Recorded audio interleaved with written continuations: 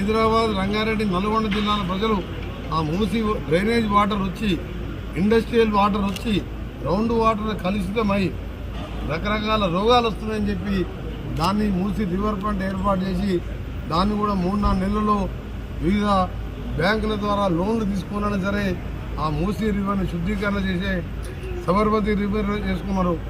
మోడీ గారు నమామి గంగాని 40,000 కోట్లు ఖర్చు పెట్టిండు. ఆ లైన్లో మా ముఖ్యమంత్రి గారు మేమందరం టీమ్గా పనిచేస్తున్నాం, రుణమాఫీ చేస్తా అని చెప్పినాం. ఆగస్టు 15 అని చెప్పినాం. 15 లోపే అయిపోతుందని చెప్పి కూడా తెలంగాణ రైతులందరికీ తెలియజేసుకుంటూ భువనగిరిలో అభివృద్ధి చేయడమే మా లక్ష్యం. ఇక్కడ మా యువ పార్లమెంట్ సభ్యులుగా భారీ మెజార్టీతో గెలిపించిన మా ప్రజలకు అక్కడ నల్గొండలో రికార్డు మెజార్టీతో గెలిచిన 2 ఎంపీలు ఉన్నారు. కేంద్రం కూడా నిధులు తెచ్చుకుంటాం. మొన్ననే హైదరాబాద్, విజయవాడ జాతీయ రహదారి దాన్ని కూడా జిఎంఆర్ సంస్థ 6 లేన్గా చేయకపోతే అది క్యాన్సిల్ చేయించి జిఎంఆర్కు రద్దు చేయించి సెప్టెంబర్ నెలాఖరి టెండర్ ప్రక్రియ పూర్తి చేసి 4,500 కోట్లతోని హైదరాబాద్, విజయవాడ జాతీయ రహదారిని ఎక్స్ప్రెస్ హైవేగా పనులు మొదలుపెట్టిస్తున్నాను. దాంతోపాటు మీరు అందరూ చూస్తున్న భువనగిరి రావాలంటే ఔటర్ రింగ్ రోడ్ వాళ్ళు వదిలిపెట్టండి, టౌన్ వాళ్ళు రావాలంటే ఏం కావాలి మీకు? ఉప్పల్ గట్కేసరి ఫ్లైఓవర్ ఎన్ని రోజులైంది? 2018లో కేటీఆర్ గారు ఇన్ని మాట్లాడతారు. ఎప్పుడన్నా వాళ్ళ ఆర్ఎండ్బి మినిస్టర్ గారిని ఎప్పుడన్నా మాట్లాడిందా? నేను మన గడ్కరీ గారి దగ్గర కూర్చొని 2 రోజులు కూర్చున్న తర్వాత 3వ రోజు మా ముఖ్యమంత్రి గారిని తీసుకువెళ్ళి అది సిటీ మధ్యలో ఉన్నది, కింద రోడ్డు కూడా ఖరాబ్ అయింది, అది చాలా డేంజరస్గా ఉందని చెప్తే దాని వెంటనే పాత కాంట్రాక్టర్ని రద్దు చేసి 1 నెలలోనే టెండర్ పిలిపిస్తున్నాం. నిన్న కూడా రివ్యూ పెట్టుకున్నాను. ఆ విధంగా ఫేజ్ వైజ్గా కేంద్రంకి వెళ్ళి రావాల్సిన నిధులు, రాష్ట్ర నిధులు కలిపి అభివృద్ధి చేయడమే మా లక్ష్యంగా పనిచేస్తాం. కేసీఆర్ గారు అయిపోయింది, ఆయన రిటైర్ 7 స్థానాల్లో డివైడ్ పైన ముఖ్యమంత్రి గారు ఏం మాట్లాడుతుంది నిన్న మన టీవీలో చూసినా.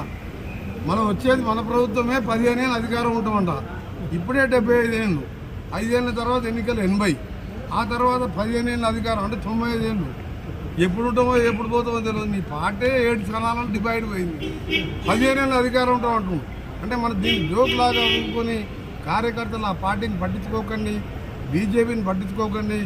గట్టి ఎంపీలు ఉన్నారు మాకు 8 మంది, గట్టి సమర్థులైన ముఖ్యమంత్రులు ఉన్నాను, సీనియర్ల మినిస్టర్లు ఉన్నాం, కలిసి గట్టిగా అభివృద్ధి చేస్తామని మీకు హామీ. కోటాలు కూడా ఎంపీ కోటా ఇల్లు వస్తాయి, 2 మినిస్టర్లు ఉన్నాం. ఇంకా కూడా ఎక్కువ నిధులు తీసుకొచ్చి ప్రతి పేదవానికి 10 ఏళ్ళకి ఇల్లు కట్టాలి.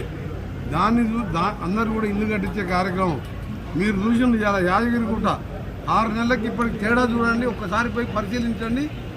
భాస్కర్ రావు అనే ఈఓ గారిని పెట్టి ఏ విధంగా భక్తులు సంతోషంగా పోతున్నారు. మొన్నటి వరకు బాత్రూమ్ పోతానికి వీలు లేకుండే, బస్సులలో ఎక్కాలి, ఆటోలు పోవద్దు.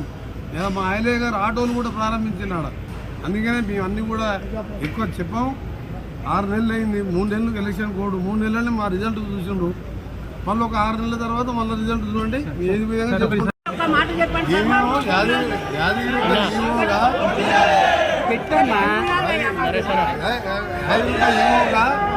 సమర్థుల అధికారం పెట్టి ఖరాబ్ చేసే పనులు, భక్తులకు వసతులు లేకుండా షోకుటం చేసి మంది ఆస్తులు కూలగొడితే దాన్ని సెటిలైట్ చేసే పని భాస్కర్ రావు అనే మంచి అధికారి పెట్టి మా ఎమ్మెల్యే గారు అక్కడ విప్పు గారు స్థానికంగా ఉండి అన్నీ పరిశీలించుకుంటూ జాగ్రత్తగా భక్తుల కోసం ఇలా దాదాపు 1,00,000 మంది వస్తారు.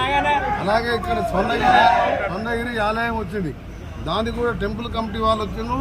మెయిన్ రోడ్కి వెళ్ళి అక్కడ బ్యాక్ సైడ్కి వెళ్ళి బీటీ రోడ్ కావాలన్నాను, దాన్ని కూడా R&B నిధులకి వెళ్ళి మంజూరు చేయడం జరిగింది. అసలైన తొలి వెలుగు. ఫాలో వాట్సాప్ @తొలి వెలుగు official.